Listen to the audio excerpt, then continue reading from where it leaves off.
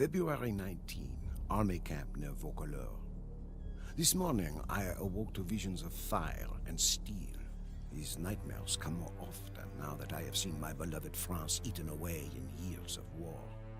I wandered through camp, ignoring the new snowfall, but observing the wounds and weariness of every soldier under my command, observing the desperation in their eyes. It was then that I first saw the girl. She told us that her name was Jeanne. She told us she was but a peasant who did not know how to ride or fight. She told us that she intended to rescue France. The darkness lifted from the men's souls. Her voice rang with conviction, and we drank in her every word. I may have lost my faith, but Jeanne has not lost hers, and that is enough for me. Jeanne has asked our ragged band of soldiers to take her to Chinon, where the rightful ruler of France, the Dauphin, hides from his foes. The war-torn land between is infested with enemy marauders, and we will lose many men. Death is by now an old companion, but for Jean, we will face it again.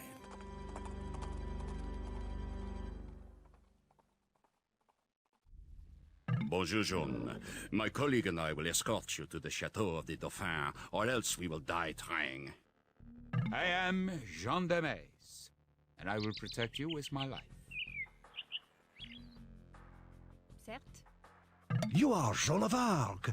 I have heard your claims and believe what you say. We will follow you to Chinon. Oh, yeah. Wait, you might have need of a few archers on the road ahead. Liebe. You must be wary on the road ahead. Our enemies, the British, are out in force, and their Burgundian allies are thick as rats. Discretion is the better part of valor. I spotted a nest of Burgundians to the north. Best to go another way. Look out! Our battle rages ahead. Stay back! Lest we be curtains across the line. Another glorious loss for France. I hope you really can turn the tide of this war, Joan of Arc.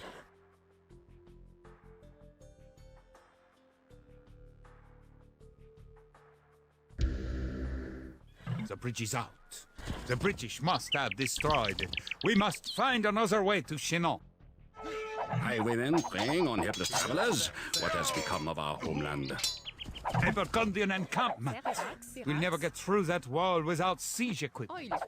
You French don't know when to give up! We need a mangonel ram to get through these walls. Gather your belongings, men. We followed Jean of Arc. We will carry that battering ram along with us. It may yet be of use. Are you mad? Across that bridge lies a Burgundian castle and many men. Turn back at once. An ambuscade. There are Burgundian soldiers everywhere. Hurry west to the river where we can make our escape. Virax. Liebe. Liebe.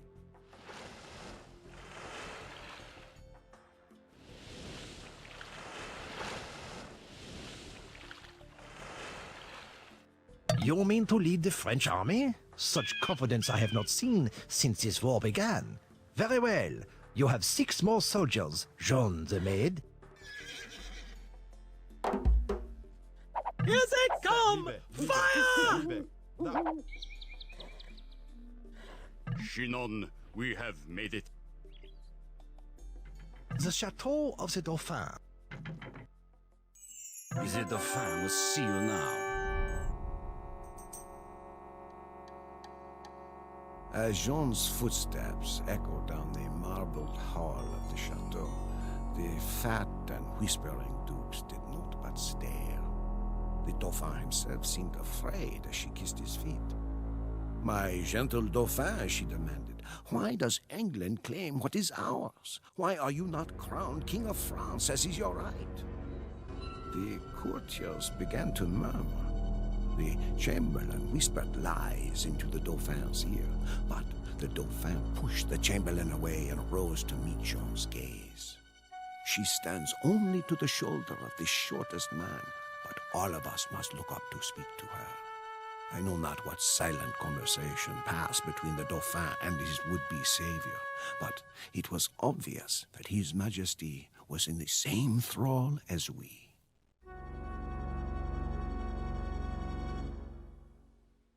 March 26th, Chinon. It is one thing for a band of dispirited soldiers to put their trust in a teenage girl. It is entirely another for that girl to be given command of the army of an entire nation. We were filled with pride when we heard the Dauphin's heralds pronounce Jean the Maid as commander of the army of France. So that she may look like a general, the Dauphin presented Jean with a great war horse and a suit of white armor. Jean instructed me to look for an ancient sword buried beneath the altar of a local church. I was skeptical, but not only did the men unearth a rusted blade, but we found that the sword belonged to Charlemagne, grandfather of France. I shall not doubt her word again. Still visible on the hilt was the fleur-de-lis. Jean adopted the fleur-de-lis as her symbol and had it blazoned upon her battle standard. Wherever Jean goes, the standard goes also. It goes with us to Orléans. The city of Orléans is one of the finest in France, but it is under siege by our enemies, England and Burgundy, and is about to fall. This war has dragged on for 100 years with precious few French victories. The people of Orléans need a savior. They are to get Jean of Arc. I am the Duc d'Alençon, my lady. I will proudly ride with you to Orléans. Our city needs help. The British are coming. Bonne chance, John! This Burgundian rabble shall not stop us. Welcome to Blois, Jean of Arc. The army of France is yours to command. Que fait?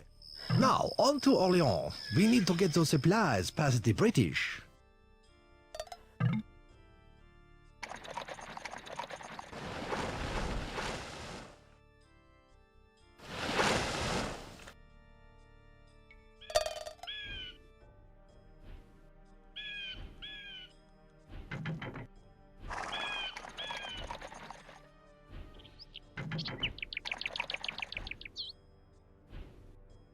Jean the Maid has come. We are saved. The British are destroying our towers. You must save Orléans. Hurrah! Jean of Arc has brought us supplies. Now we can muster the forces we need to raise one of the British castles. Since we are a generous people, we will allow you to stay in Orléans. But France belongs to Britain now. Never forget that. Jean prophesied that she would be wounded at Orléans. At the height of the battle, an arbalest bolt knocked her from her horse. We could not believe our misfortune. But as we carried Jean away from the carnage, the battle was won. Orléans was free. When we entered the city, the entire population cheered us on from windows, rooftops, and city streets. They fired artillery into the night sky and shouted aloud their nickname for Jean, La Pucelle, the Maid of Orléans.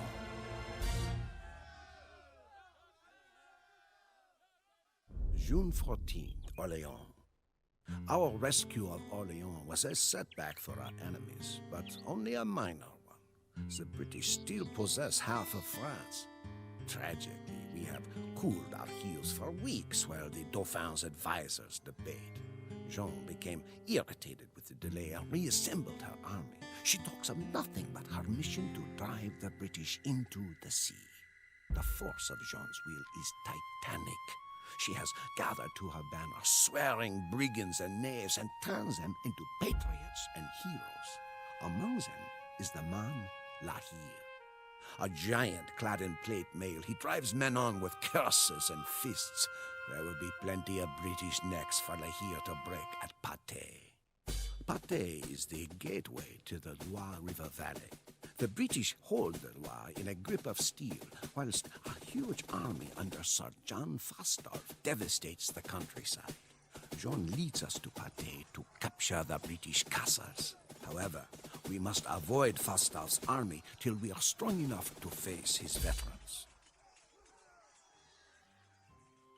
La Hire wishes to kill something. With these ships, we can cross the Loire River and deal with any British warships we encounter.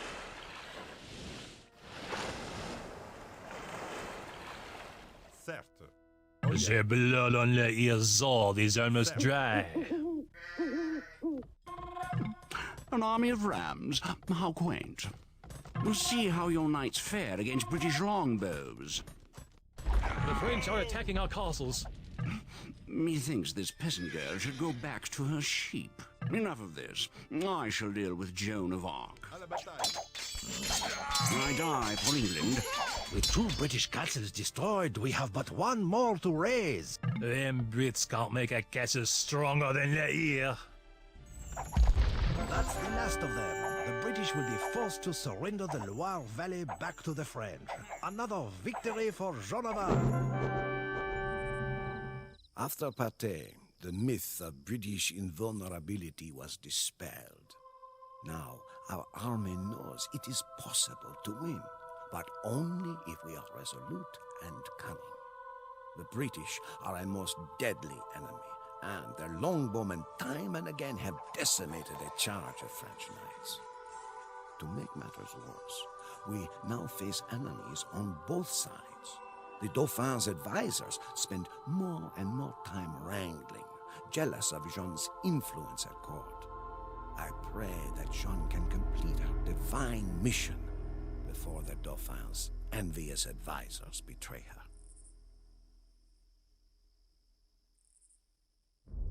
June 25th, Orléans. Dead France is returning to life. Our army swells with new recruits. In olden times, men swore fealty only to that particular lord. Now we fight not for insolent lords and ladies, but for France. For all of us, Jean is France. There is no distinction in our minds. The Dauphin himself has arrived in Orléans. Never have I seen such a celebration.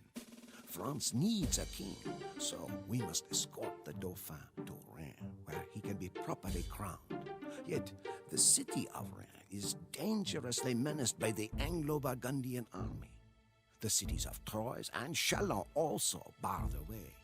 Jean commands that we must liberate all 3 cities before the coronation, and we eagerly seek to fight. Qu'est fait? Joan of Arc is attacking our camp. Do not let her cross the river. We were assigned to help you construct your military camp. To arms! The French are trying to cross the river. Chalons has been freed. The British in Troyes have been defeated. Reims has been liberated. Now the coronation of the Dauphin can proceed. As we rode into Reims, a sea of peasants and lords knelt before Jean. Some even knelt to kiss our horses' hoofprints. Cannon thundered, and 1,000 flags danced in the breeze. In the enormous palace, the Dauphin knelt before the Archbishop and rose as King of France. Prayers, anthems, and sermons filled the great chateau. Interspersed among perfumed dukes and ladies were tattered soldiers from our army, many still bearing wounds. Jeanne herself was at the king's side, as was her bedraggled battle standard. Despite the celebration, I know in my heart that this war is far from over. Our fathers and grandfathers died fighting against the English. Jeanne gives us hope, but I do not know if hope is enough to ensure victory. September 3rd, Reims. France has a king once more. However, as Jean gains influence with the people, jealousy grows within the court. The king's evil advisors now seek to destroy Jean. It's only a matter of time before they succeed in poisoning the king's mind. Jean must hurry to fulfill her mission. Paris The jewel of France has been under English tyranny for decades, and French patriots trapped within the city are eager to escape. We are now marching on Paris, hoping that the reinforcements we have been promised will arrive in time. Paris is just ahead. Let us locate the refugees and escort them to the rendezvous point with the king's men. We have rescued the refugees. Now we should head to the bridge at the Seine River for the rendezvous with the king's men. We should wait here. The king's reinforcements will be along any second. Liebe. Liebe.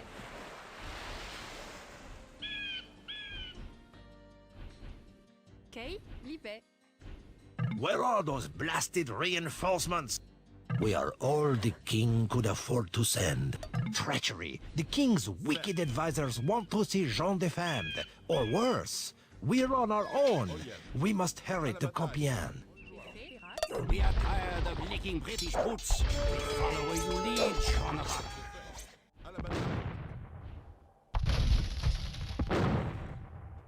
There she is! This time she won't escape! You are victorious, and our peasants are safe. I just hope Jean can make it to the castle. Tragedy. As the refugees fled into the chateau of Compiègne, Jeanne was trapped outside. Burgundian soldiers knocked her from her horse and paraded around with their prisoner. None of us can sleep, knowing our precious Jeanne of Arc languishes in a Burgundian prison. The soldiers stare at the uncaring sky, condemning themselves for being unable to save her, for being unable to save France.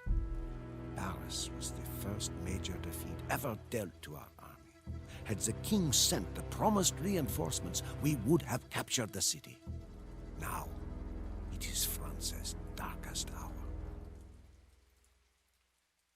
July 14, Bordeaux. No Jeanne of Arc. A rich world made empty and poor. The English put her on trial as a heretic. Jeanne's mind was as sharp as her sword, and she avoided all the cunning verbal traps of her prosecutors.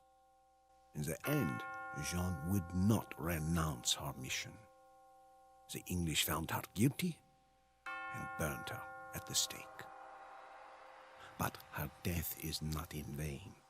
La Pucelle is the rallying cry as peasant and noblemen alike take arms. My army is an army of the people, and even without the king, we are poised to strike at the English stronghold of Castillon. A victory at Castillon will crush the English pretensions in France forever. Should I die in this battle, I die for the Maid of Orleans. I die as a patriot of France.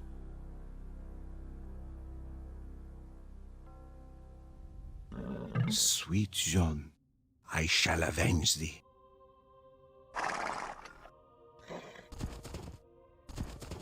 Lord Jocelyn, the army awaits your command. We fight for the Maid of Orleans. We'll see how British longbows fare against French cannon. Ah, l'Aile sword is not bloody enough.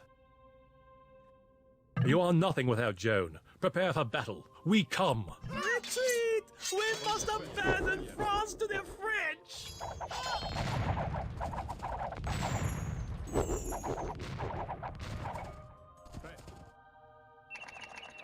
Vive la France!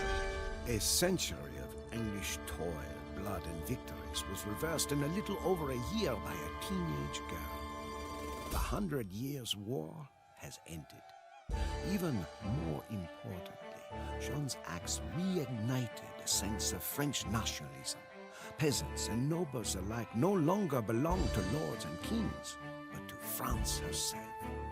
We will not let Jeanne be forgotten. Already statues and stained glass portraits have been commissioned in hundreds of towns and cities throughout France. Her verdict of guilt was rightfully reversed, and eventually Jeanne of Arc was beatified as a saint. Sometimes the outcome of history is determined by strength of arms, other times by happenstance.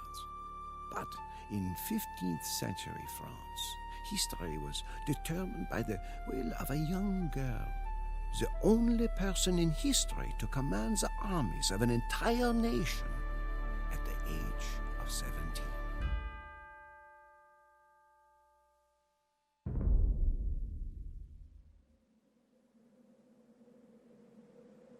Egypt. A month since I entered the Holy Land. I was in a foreign land, and I was dying. I wandered the cold desert for 4 nights before the horse archers found me. I had abandoned my mount to the vultures, and my armor to the heat of the day. As a knight, I was not much of a threat to them. I thought these men were Turks, come to toy with their prey. But when I could distinguish the riders from the blur of mirage, I saw that they were Saracens, the rulers of the Middle East. I had ridden to the Holy Land with the Crusaders from France and Normandy, so I was by all rights these Saracens' enemy. Yet they gave me water and a spindly horse, and led me back to their leader. And that was how I met Saladin. The paintings in Europe show Saladin as demonic, barbarian.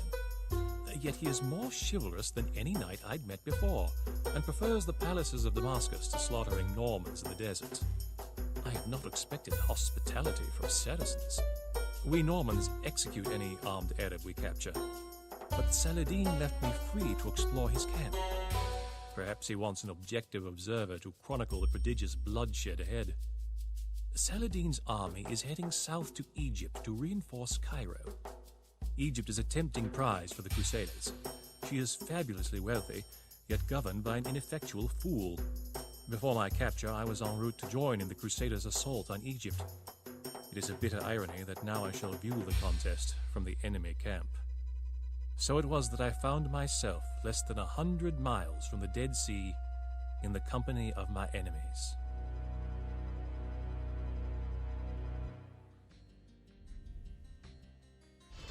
The Holy Land is ours now, and soon Egypt will be as well.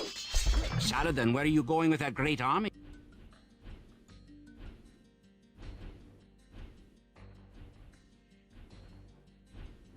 نعم سأفعل نعم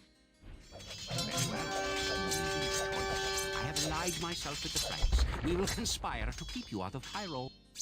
Lord Saladin, the Egyptians are cowardly and weak. If we station troops near their main mosque, they will surely surrender. Lord Saladin, we have captured the Frankish war vessel.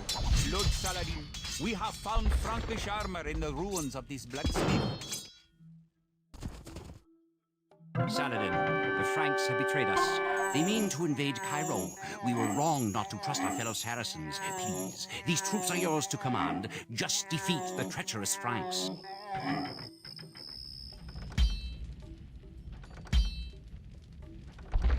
My lord, the Franks have been defeated. The Franks are dispersed, and the Egyptian army broken. Saladin has taken his place as governor of the Nile. Any European king would seize this opportunity to eliminate his political enemies. Saladin, however, allowed any Egyptian opposed to his rule to leave the city unharmed. Saladin has set out to win over the population. In Cairo, he built mosques and palaces, universities and hospitals. My own countrymen, the sons of Europe, showed naught but treachery, while the Saracens worked to dignify their civilization. It is a troubling turn of events, and I have difficulty sleeping. The holy city of Medina, year 15 of my capture. Volumes have I filled with my fatigued writings. Lord Saladin reads them only rarely. He speaks of greater events yet to come. The political boundaries in this endless desert have shifted as a result of 3 crusades. 4 crusader states now exist in the Holy Land. After the Saracens' victory in Egypt, the crusader leaders realized that Saladin was worthy of their concern. They were quick to suggest a treaty. I hoped that with peace at last upon us, I would be returned to my own folk. But this peace, so short-lived, is already broken. and it is not citizen but crusader that has violated his word of honor. Renaud de Chatillon, a wicked French knight, has been raiding Arab territory in defiance of the treaty. He attacks trade caravans, and his pirate ships threaten the citizen holy cities of Medina and Mecca. Saladin, in his fury, has sworn to kill Renaud with his own hands.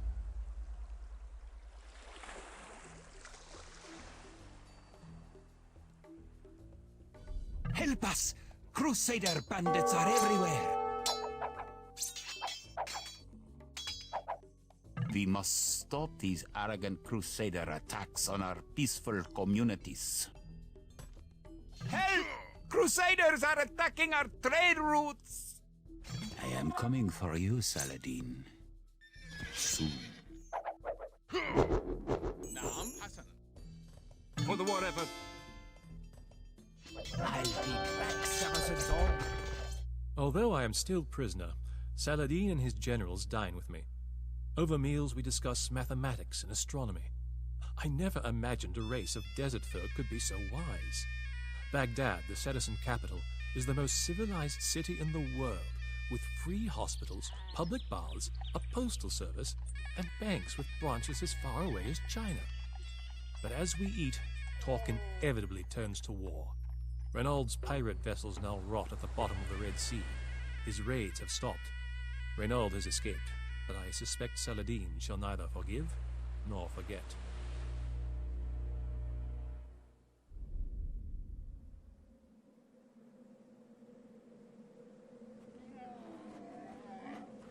Galilee, year 20 of my capture.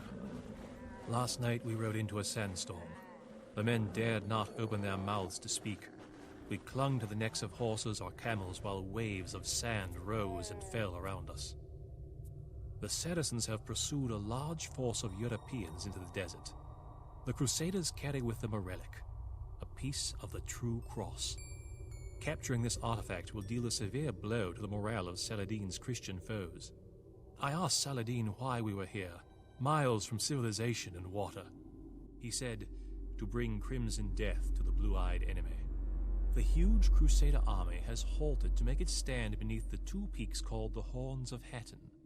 At the Horns is only a single pool of water, and Saladin controls it.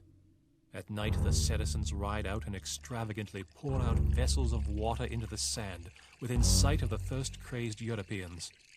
It is cruelty worthy of a Crusader. The European murderer shall die in this desert. Lord Renaud, we have found the Saracen camp. Saladin! I believe we have some unfinished business. Avenge me, my brothers, for I cannot. The piece of the true cross. The Crusaders' faith will be lost. We must return to our camp immediately. We have captured the Europeans' precious relic. My heart weeps for the Crusader infidels. The fighting was fierce. The Crusaders had to conquer or die. Mostly, they died. Saladin has treated his prisoners well, providing them with ice water from the mountains and comfortable tents. For the first time in years, I have been able to speak to fellow countrymen, but I am unsure what to say to these invaders. Not all of the prisoners were treated so royally. Renaud de Chatillon was captured here, and fulfilling his vow, Saladin sliced off Renaud's head with his own scimitar. How ironic that it was only after the Crusaders entered their land that the Saracens were transformed into the people that we set out to destroy. Jerusalem. 20 years have I been with the Saracens. Saladin's target is Jerusalem. The great ancient city is sacred to Christianity, Judaism, and Islam, and is the virtual capital of the Holy Land. If there can be a victor in this endless conflict, it will be the army who holds Jerusalem. To complicate matters, Saladin is determined not to harm the city itself. If a single holy shrine is damaged, the populace might well view Saladin not as a liberator, but as yet another conqueror. Enemy base is formidable. I advise building defenses until we have a large army. Mossad, Shots from our bows rarely miss their mark. Wouldn't your kind prefer to wander in the desert rather than waste our time? The city is ours. Your efforts are futile. Jerusalem has 3 towers remaining. Remember, my lord, do not allow any places of worship to be destroyed. If you strike me down, I will grow more powerful than you can possibly imagine. Jerusalem has 2 towers remaining. Jerusalem has 1 tower remaining. All Jerusalem towers destroyed. The city is ours. The last time I entered Jerusalem as a crusading knight, I waded through the blood of victims. This time, not a building was looted, not a townsperson was injured. Saladin set free nearly every prisoner he took. The citizens of Jerusalem proclaimed Saladin as their savior. He offered to free me, but after 20 years in his service, I have decided to see it out to the end.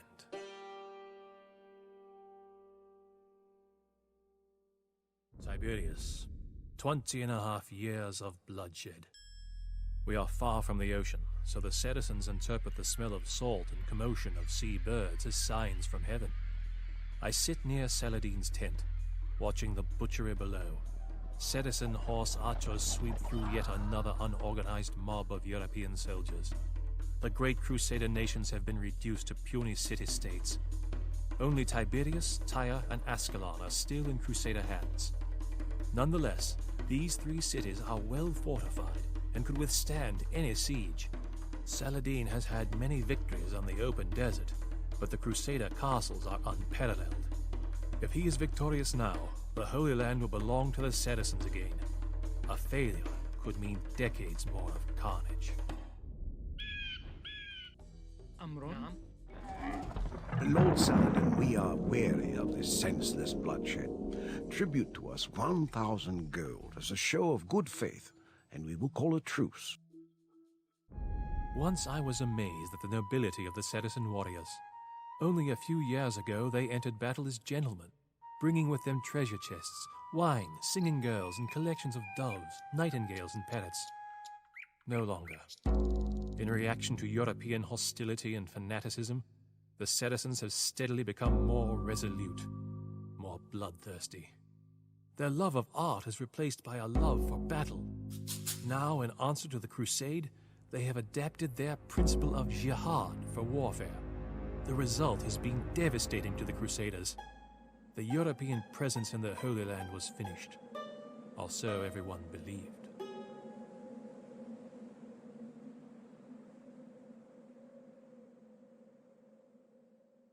The city of Acre.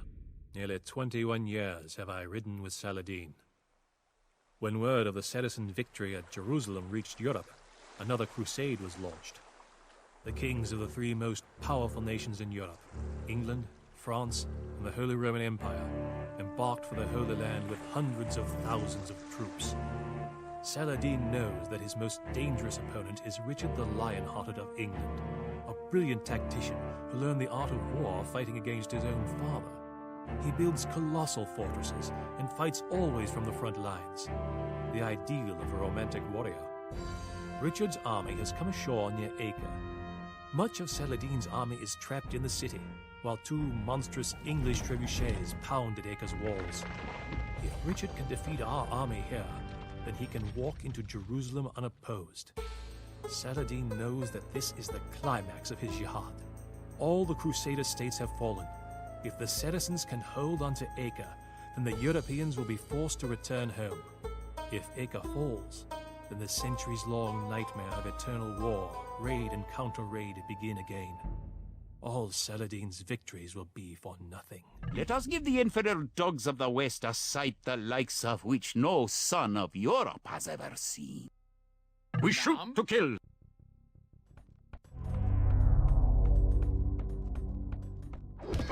French soldiers heading for our walls. Genoese warships sighted.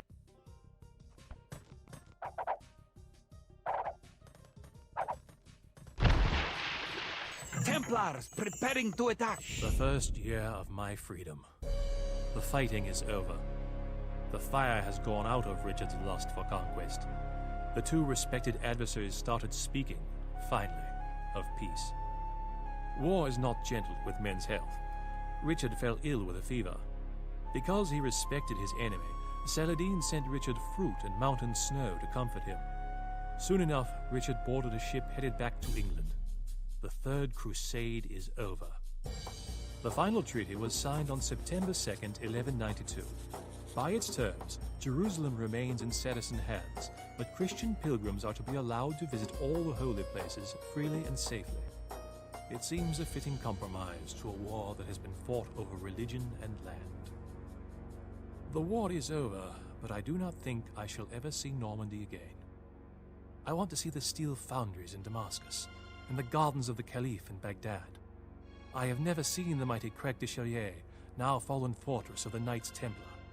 The Holy Land has many wondrous sights, and I can spend a lifetime here. It is peace in the Holy Land, for the moment. Sadly, in a land so small, home to so many different cultures, birthplace of 3 of the world's great religions, I suspect that blood may one day stain the sand again.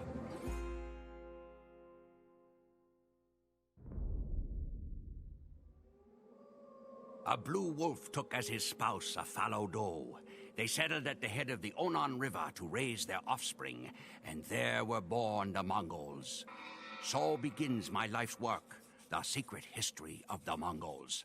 I have been selected to compose this epic because great events are about to take place. We are going to leave Mongolia. I have lived always on this frigid, dry, and endless steppe. The tribes here squabble like vultures, fighting over the desiccated corpse of a marmot. We fight over limited resources, scarce water, few trees, sparse grass for our herds to graze on. A wise and dangerous man named Temujin means to change all this. He says that if the tribal conflict is to end, the Mongols require but 2 things. First, we need green pastures for our herds. With more to go around, there will be less competition among the tribes. Second, we are a nation of warriors. We need a common enemy with which to do battle. To meet both these needs, Temujin has come up with the most modest of schemes: to unite the tribes and go to war with anyone who stands in our path. How, we ask him, how can nomadic horsemen in felt tents embark on a campaign of world conquest? Temujin replies that we will fight not as warriors, but as a unified army. We fight not for our glory, but for the glory of Mongolia. And with those words, the name of Temujin has passed almost into obscurity. His name is replaced with a title: Great Khan, Genghis Khan. Behold, the horde of Genghis Khan approaches.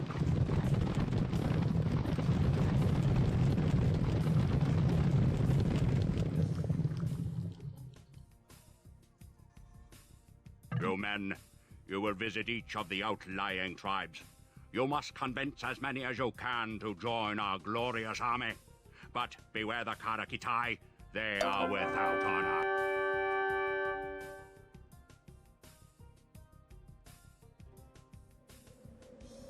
I will follow you if you can prove to us that you are favored by the gods. Bring to us a holy relic. Winter has been hard, and our warriors are hungry. Bring us 20 sheep, and we will join you. If you are injured, our monks can heal you.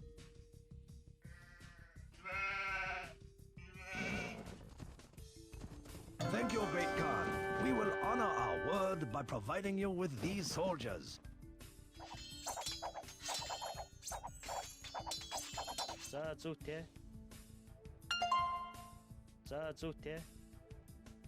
done well in bringing to us this artifact. We will ride with the Great Khan. The Naiman are our enemy. If you drive them from the steppes, then and only then will we join you.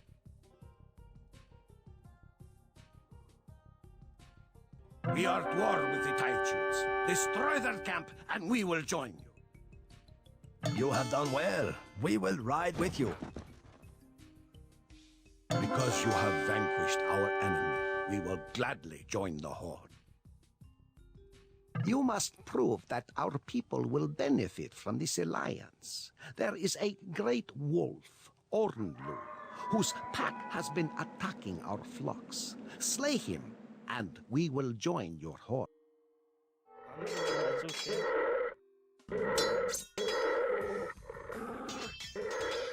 Yes, that is the pelt of the great wolf. We will join you, Genghis Khan.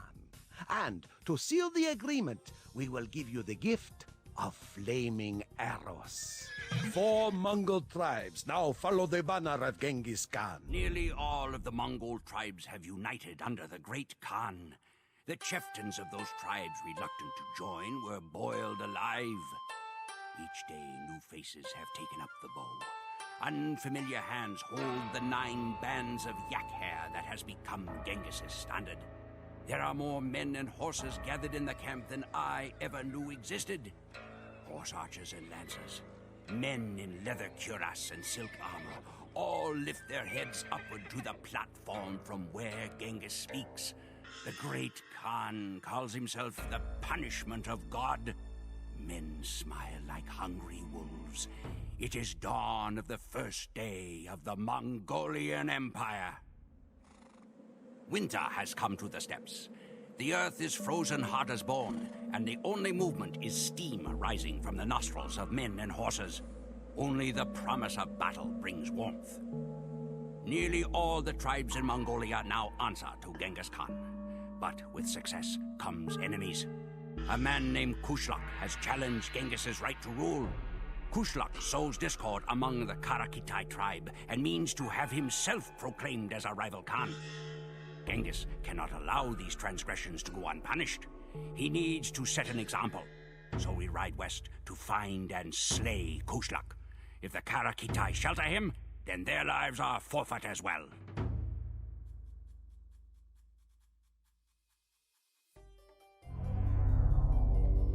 I spotted a Taichud village to the north. Perhaps the inhabitants can be persuaded to join us. Please don't hurt us. We can aid in your blood feud. Kushlak is our guest. It would be most rude for us to send him away. It's Genghis Khan. We must flee. Such is the vengeance of the great Khan. Genghis Khan knows that there are weapons aside from the lance and bow. He is a master of mental warfare. Just as he has made an example of Kushlak, he makes examples of enemy lands. When first we encounter a new adversary, the great Khan spares no one. We ride to the closest town, slay every living thing, burn down the city, sow the fields with salt, and make a mountain of enemy skulls. After that, the other towns are quick to send forth their emissaries, eager to placate the ravenous Mongol hordes. Now all of Mongolia is in the grasp of Genghis Khan. Beyond are 2 vast empires, China to the east and Persia to the west. Persia is the sensible next choice of battle, since it separates us from the rich forage pastures in Europe. But first, Genghis Khan has another score to settle. After witnessing the power of our cavalry in action, the Chinese spoke of nothing but peace. They even promised support for our campaign westward. But now that we have turned away from China, they have decided not to deliver the men and arms they promised Genghis. It is time for another demonstration. Persia can wait as the horde wheels east once more, and we prepare to march into China, the largest, most advanced empire in the world.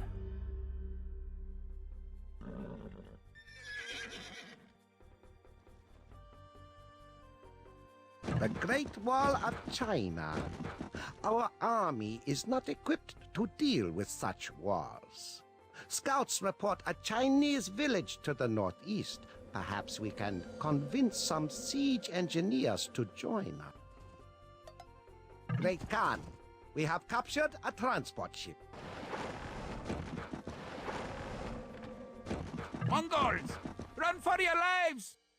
Great Khan, with these engineers we can establish a stronghold in China and construct powerful powerful engines of destruction. What do a people who sleep in tents know of the word culture?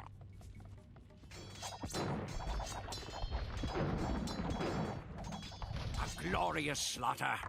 For years, visitors to China will be astounded by the mountain of human and horse skeletons that we have erected. The hordes have gained one huge advantage by this invasion of China: technology. We now possess the knowledge and equipment to allow us to make siege weapons. We will crack open the Persian and European castles to reach the softer parts within. Genghis is pleased with our progress and with the legacy he leaves behind. His mother once ate wild onions and rodents to keep from starving. But the children and grandchildren of Genghis will eat off plates of Persian gold. Sleep in the saddle, drink the rain, eat nothing but dried meat, dried milk, and horse blood. Such is the life of a Mongol at war. At night, we are rewarded with fermented yak's milk and the promise of Persian treasures.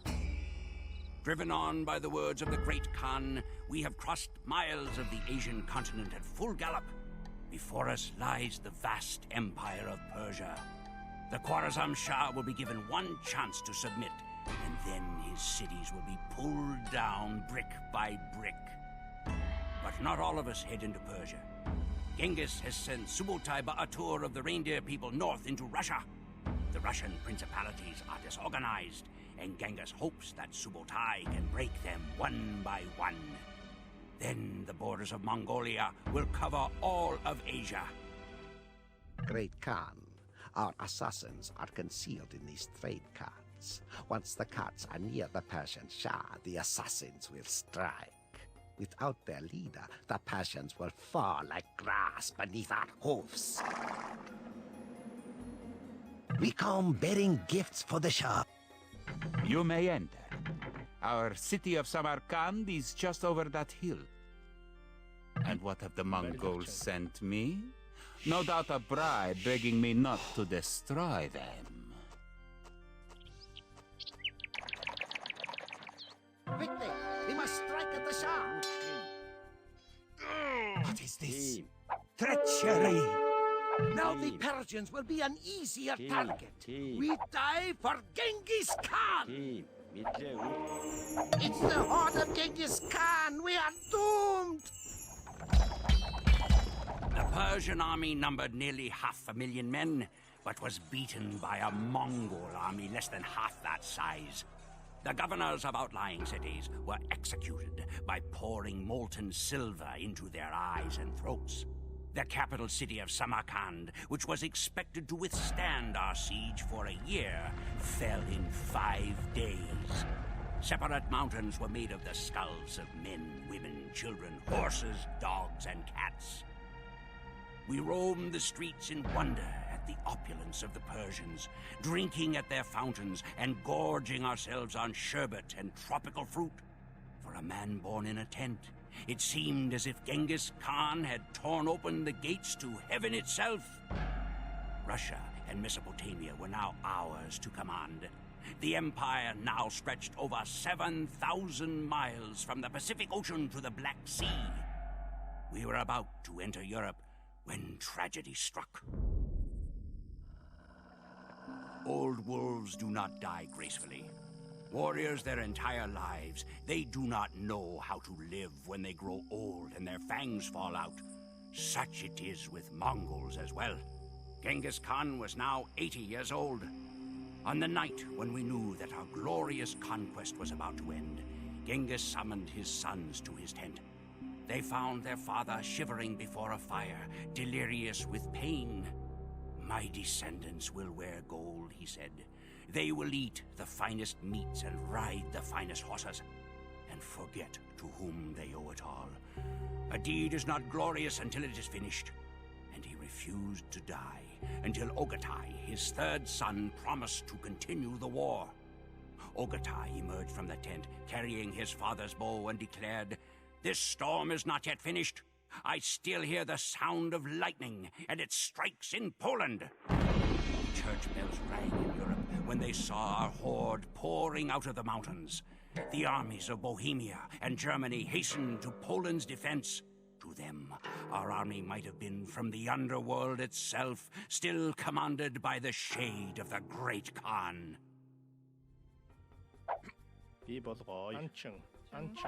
Lord Ogatai, King Wenceslas is approaching with a huge army. Scouts have located a region in the pass ahead where we can make our stand. If we build a strong fortification, we will smash their army against our walls and towers. Careful, my lord. The fortress of Wenceslas is just up ahead. We cannot defeat them man to man. We've been stuck on this mountain for 15 years. Show us the way down. We will gladly join your army. Mongols, we are doomed for certain. Lord Ogatai, we are taking too long to construct our defenses. The Bohemian cavalry could arrive at any moment. German flag captured.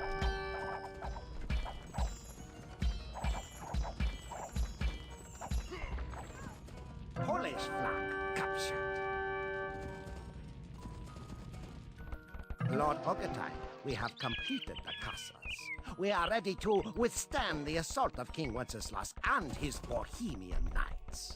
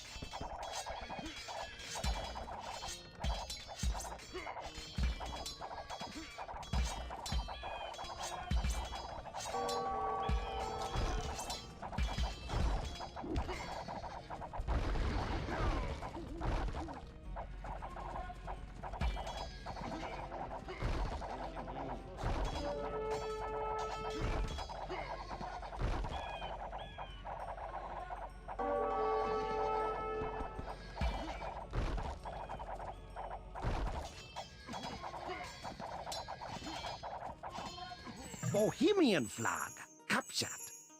All three flags captured. We are victorious. European knights fight as individuals, but Mongols fight as part of a united army. Laden down with armor, the Polish and Germans could not catch our quick-footed horses.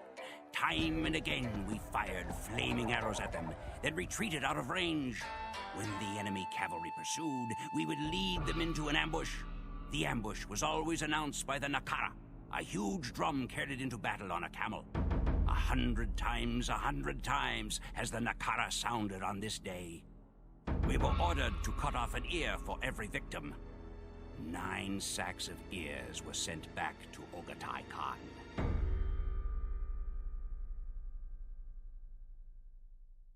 Only one enemy stands in our way. France and the nations beyond are beaten from decades of crusades. If we break Eastern Europe, then it is likely that all of Western Europe will surrender. But to break the East, we must defeat Hungary. Hungary possesses the most formidable cavalry in all of Europe. They have not only the strength of European armor, but their horses are cousins to our own, having drifted in from across the Russian steppes. The Sazo River that separates us from the army of Hungary is frozen, so we will be unable to deploy boats. Instead, the battle will be won or lost over who controls the bridge. Subotai is coming with reinforcements. If we can survive the charge of Hungarian knights until Subotai arrives, then we can hope to take the bridge. Much rests on this simple bridge. If we capture the Sajo crossing, we capture Hungary. If Hungary falls, so falls Europe. With Europe and Asia under Mongolian command, our conquest of the world will be complete and final. Lord Ogatai, We must hold off the Hungarians until Subotai arrives. He will be here in 40 minutes. Just get us close enough to an enemy building, and we will give our lives for the cause. Subotai should be here in 10 minutes. He'd better not be late. I come.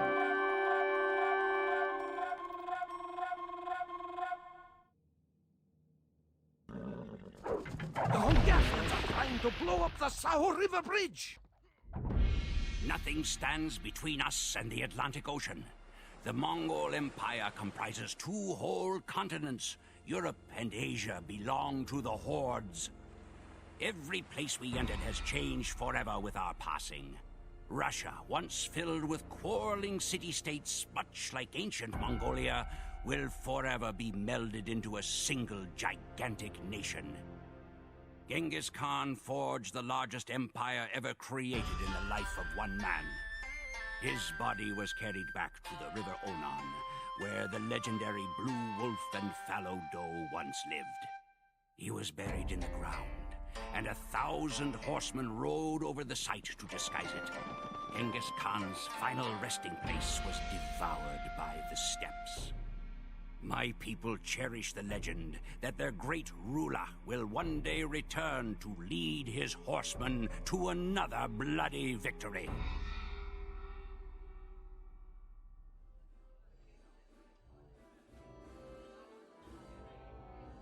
So, you have come to hear the tale of Frederick Barbarossa. Better order us another round. Maybe 3. You see, it is a great tale. But then again, everything about the man was great. Barbarossa was a man of great appetites, great ambitions, and a great red beard. But the question you want to know is, was that enough? Is the will of one man enough to forge an empire? For there was no Holy Roman Empire at that time, only a gaggle of quarreling city-states. These dubiously loyal princedoms were more interested in a loose confederation than a unified empire. But Barbarossa, he believed that he was the emperor by will of God, and he intended to bring the Holy Roman Empire back to its former glory. If that meant crushing all of the German princes, well, so be it.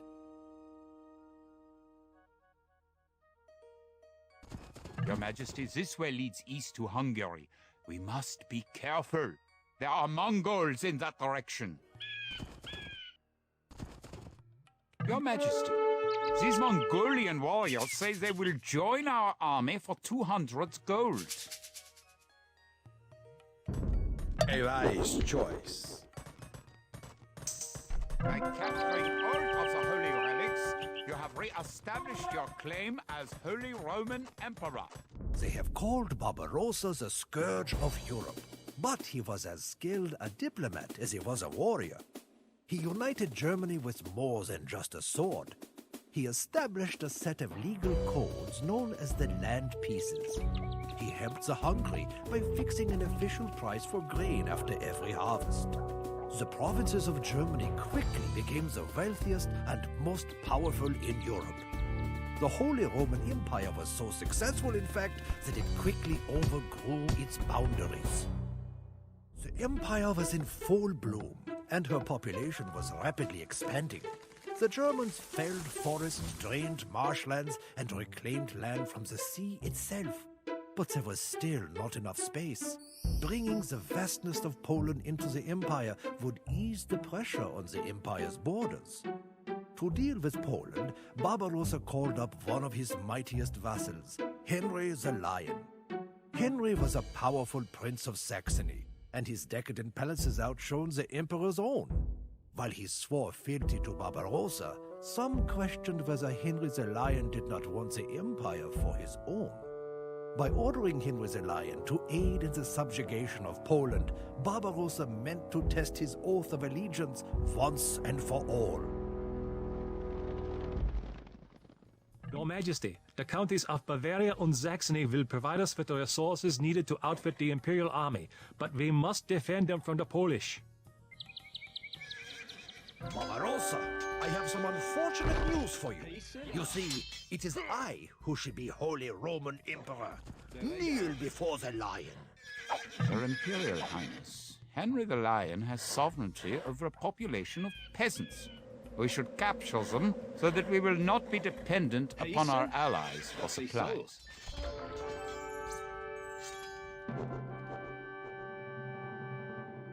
Henry expected to be drawn and quartered, the usual fate of traitors in those times.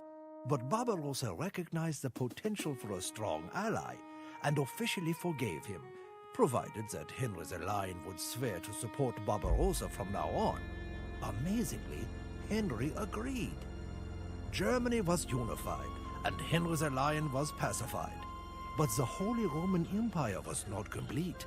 Harkening back to Charlemagne, the empire claimed ownership of Italy, and especially Rome.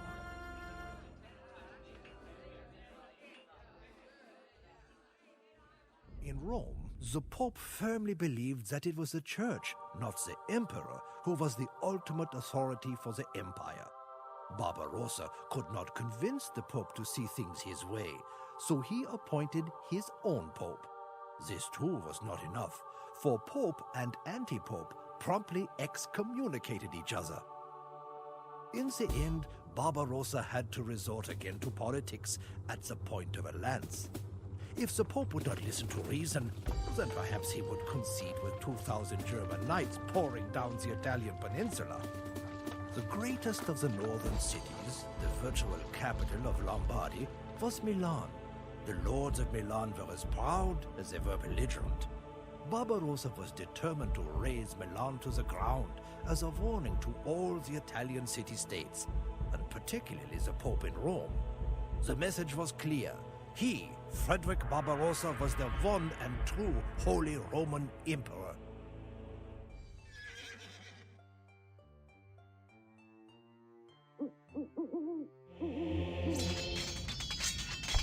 The Germans have come down from the Alps. They're destroying a city.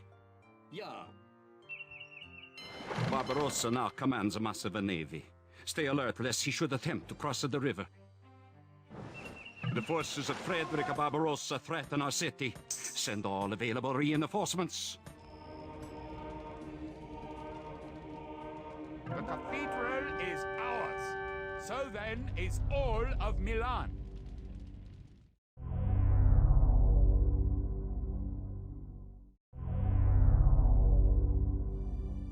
Barbarossa was not kind to the Milanese. In response to one attempt at negotiations during the siege, he sent 6 Italians marching back to the city. 5 had been blinded, but the 6th only had his nose cut off, so that he could lead the other 5. Northern Italy had been mercilessly conquered and placed under imperial governance, but Italy would not submit. If anything, the destruction of Milan made the Italian cities even more incensed at their would-be emperor.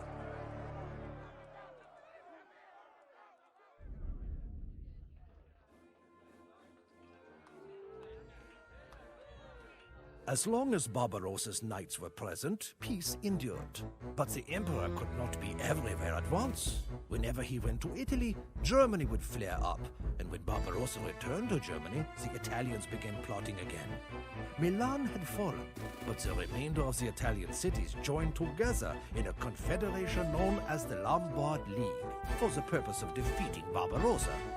If Barbarossa intended to make Italy part of the Holy Roman Empire, he would have to conquer the Lombard League city by city.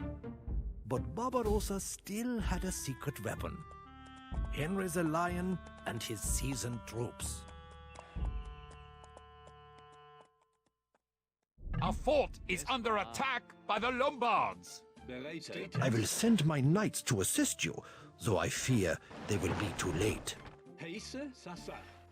Now we will be forced to rebuild our forces before we can conquer Italy. Barbarossa, I do hate to strike you when you're down, but the Lombard League has agreed that I would make a better emperor. So sorry. Thus shall the Lombard League realize the might of the Holy Roman Empire.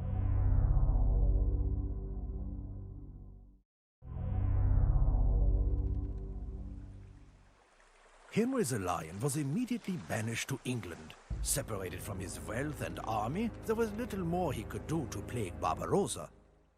After 6 campaigns down to Italy, Barbarossa was weary of crossing the Alps. The fighting ended with the signing of the Treaty of Constance, which said effectively that the Emperor and the Pope were equals. It was a tenuous peace, and one that seemed unlikely to endure, when suddenly the Pope died. The new Pope was less interested in squabbling with the Emperor than he was in events down south.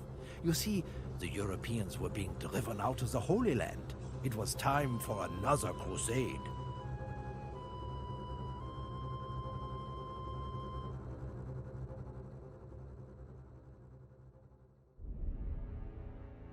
The Holy Roman Empire was complete, and for the moment, both Germany and Italy swore fealty to Barbarossa.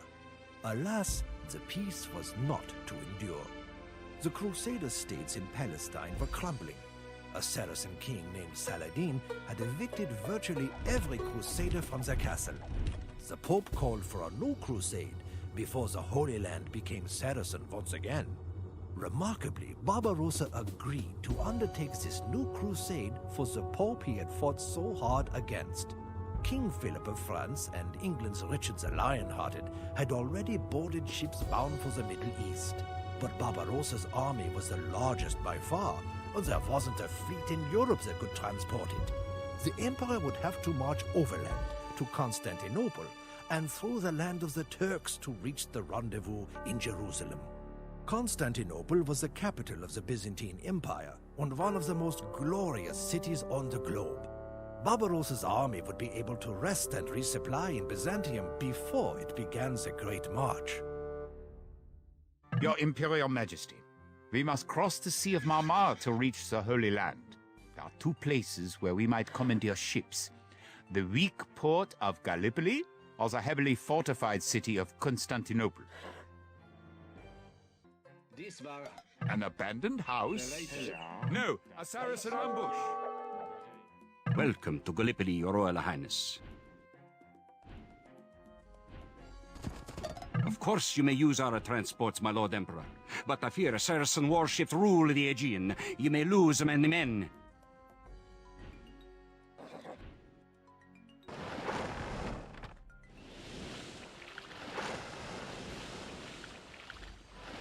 How long has it been since we've been shipwrecked on this island? Mine axe craves a Saracen neck. No, not more crusaders. Emperor Barbarossa, I do not want that filthy army in my city. Turn back at once.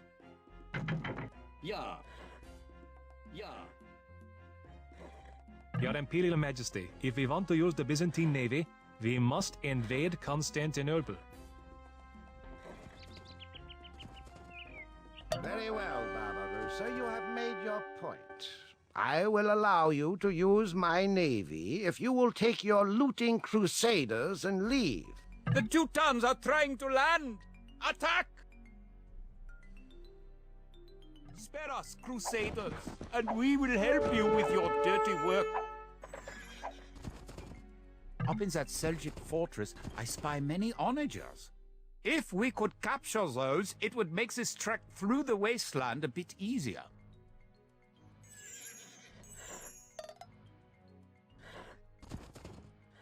If only we had a way to knock down those trees.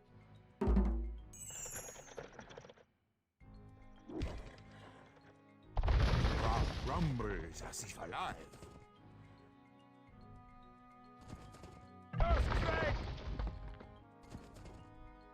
The forces of Frederick Barbarossa? What happened? You look like hell. Head for the castle. You can rest there.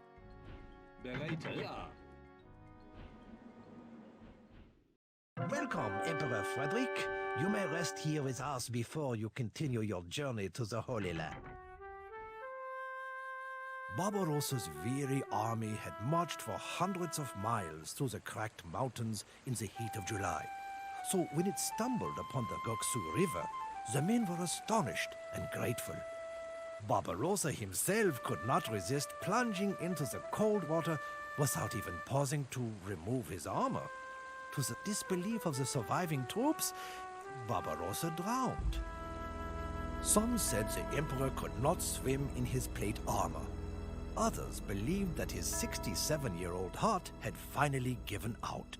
Regardless of the exact cause of death, Barbarossa's crusade ended there on June 10th, 1190. The Holy Roman Emperor was gone. Barbarossa's soldiers were devastated. Several knights committed suicide. Others converted and joined the Saracens, so convinced were they that God himself had deserted them. However, a handful of knights were not yet willing to board a ship bound for Europe. The body of mighty Barbarossa was fished out of the river, pickled in vinegar and sealed in a barrel. The army of the Holy Roman Empire would not be joining in the crusade. Yet there was still a chance for a small victory. The surviving knights vowed to take Barbarossa's body on to Jerusalem. Even in death, the emperor would keep his promise. All we can do at this point is attempt to deliver the Emperor's body to Jerusalem. The Saracens and Persians do not view us as a threat, so we should have 10 minutes to plan our attack. These are my Teuton reinforcements. I'd expected more. And where is Barbarossa? Alas, we shall do the best we can. Almost there. Just a little bit more. I thought these German goats whipped. No matter. They will die as well as any crusader. The Emperor has reached Jerusalem. Not in the manner he expected, but it is one final victory for Frederick Barbarossa. There is a legend concerning every great king, from Arthur on through Barbarossa, that says the king will return someday when his country needs him. Myths and legends about the sleeping emperor were passed down in German folk tales. The Holy Roman Empire did not endure. She fell back into a patchwork of tiny nations. Some would say Barbarossa's rule was a failure. But is it not a greater testament to the man that it was the force of his will alone that held the empire together? And what of Henry the Lion? With Barbarossa gone, there was nothing stopping him from returning to the Holy Roman Empire. But I am an old man now. What harm could I possibly do?